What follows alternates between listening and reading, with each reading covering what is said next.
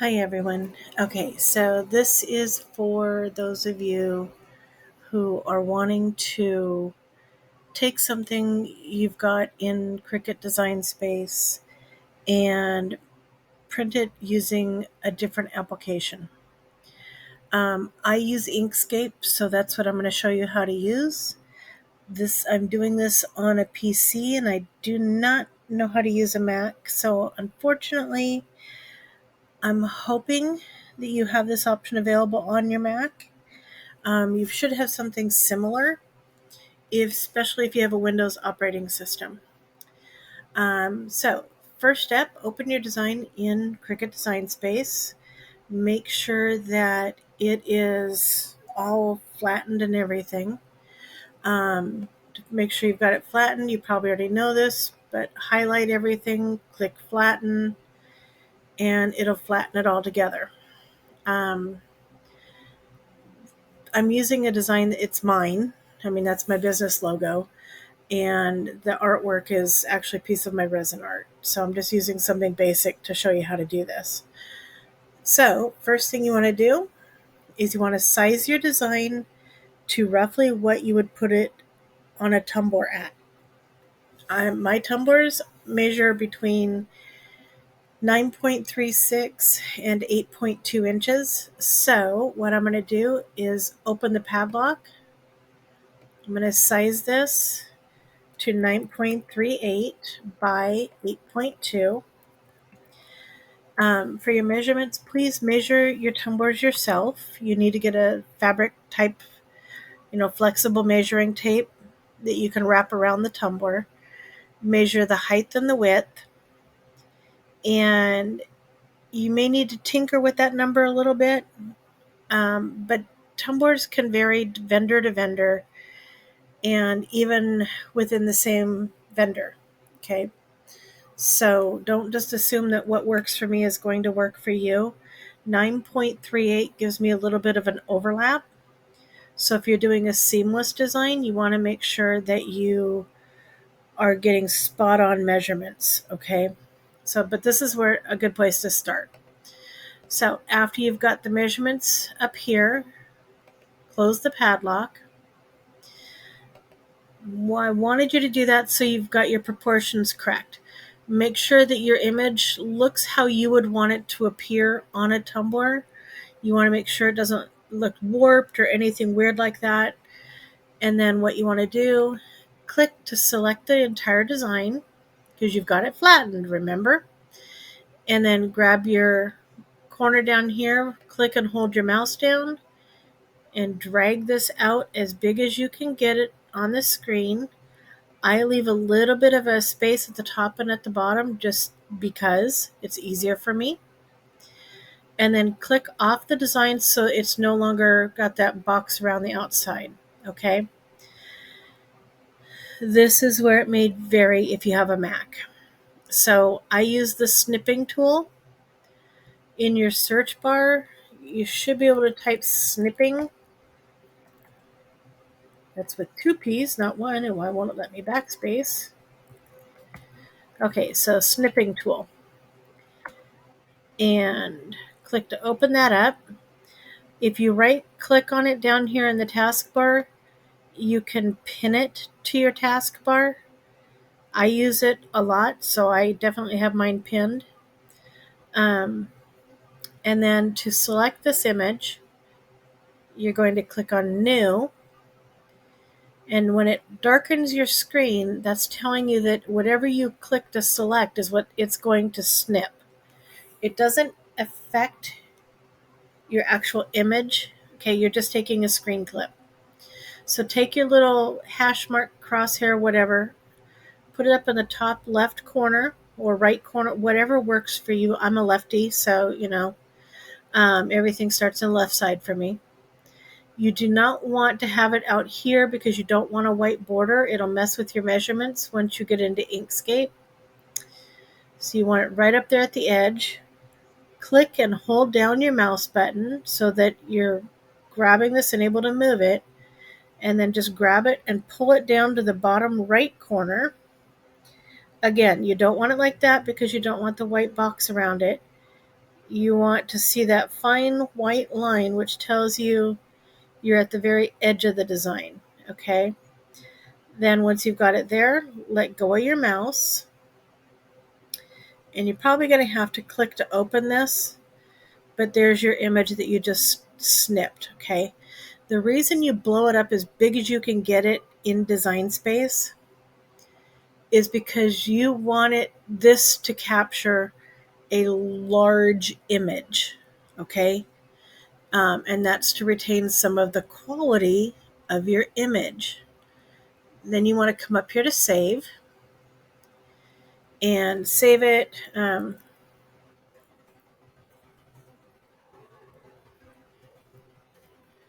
Okay, so I'm just saving that to my desktop.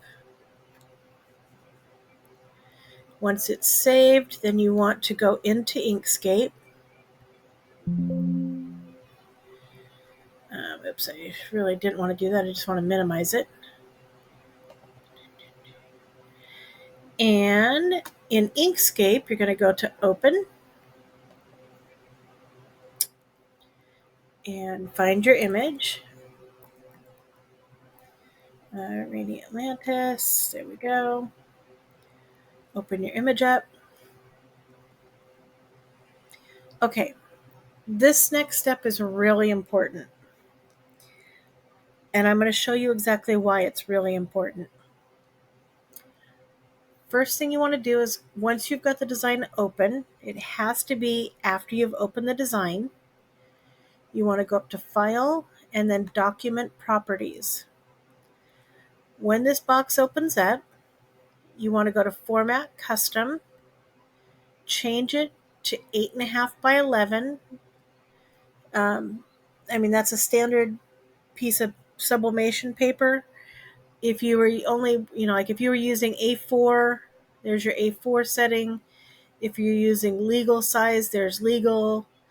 And there's your tabloid if you've got a large format printer. Okay. So I'm using letter size sublimation paper. So that's what I've selected. Orientation, you want to select landscape. Display units, change this to inches. You can change it elsewhere in here, like right there, but it's just easier to do it here. And then after you've made those changes, click the X to get out of that.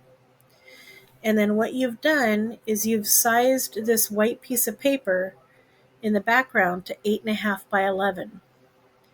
Come down here to where you see the percentage and reduce it down so that you can see the entire piece of paper on your screen. Okay. This is the next important step.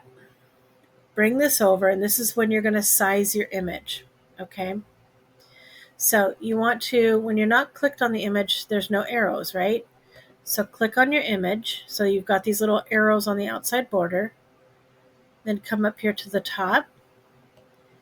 And this is where you're going to put your measurements back in again, whatever you're using for your tumbler size. 9.38 by 8.2. And that resized my image.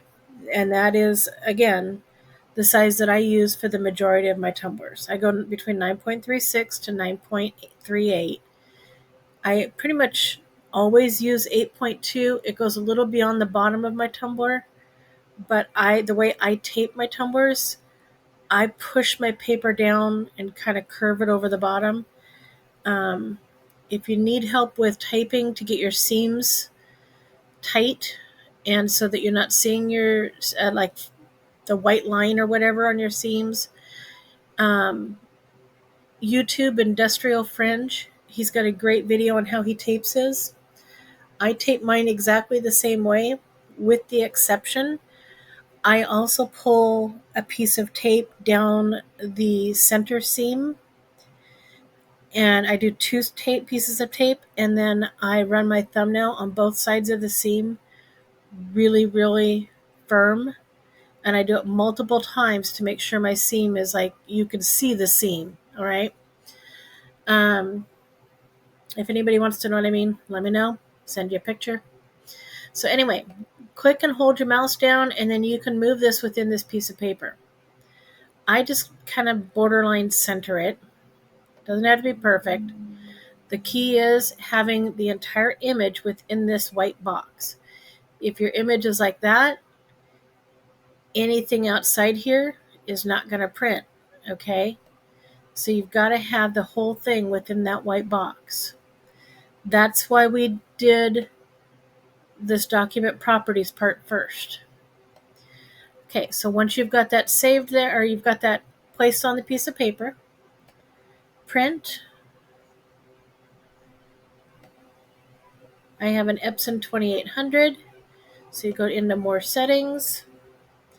The way I do mine is orientation is landscape, paper type, premium presentation paper matte, quality is high, color of course, print preview.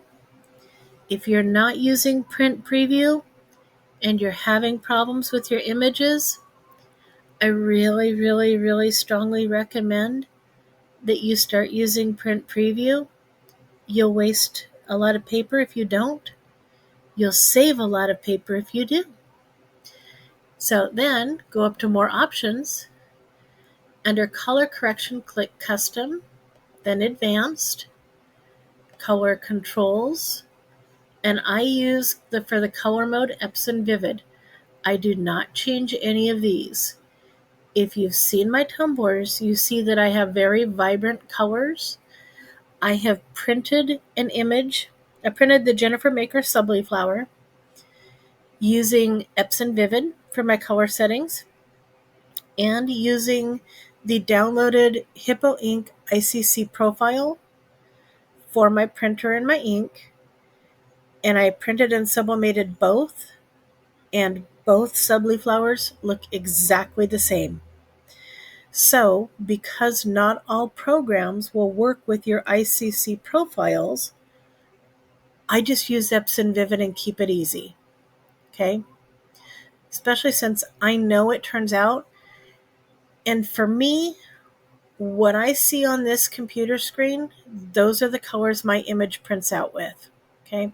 By the way, no, I'm not really worried about that because, again, I'm just using this image to show you guys what it looks like. So then I click OK. Bidirectional, uncheck that. If you're getting lines in your image, that's probably why. I mirror everything, whether it has words on it or not, I mirror it. Okay?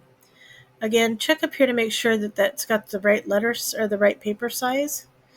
Go back here, make sure print preview is checked, click OK, click print, and this is why you want to use print preview. If you're using print preview, you'll get this and you'll be able to do a final check. Is my entire image going to print on my piece of paper? There's my piece of paper. There's my image. Is it cut off anywhere? It's not. So I know that exactly how this shows up is exactly how it's going to print. And I can tell that I've mirrored it. So when I hit print, this is exactly what it'll print out like. I'm going to go back and show you what happens if you don't have this image all the way onto that piece of paper. All right. So again, we're just testing this out. So I'm going to go back into print. Actually, here, hang on a minute. I'm just going to do that. I'm going to go back into print. And just for speed purposes, I'm going to click my preset, click print preview. I've got everything already set over here. Okay, and then I'm going to click print. Do you see what happened? That's why you set the document properties first, and that is why you want to always select print preview. I really don't care if you're using Inkscape, Canva, Adobe, Word, whatever you're using, Silhouette, it doesn't matter. When you go in to set your printer settings, please start using print preview.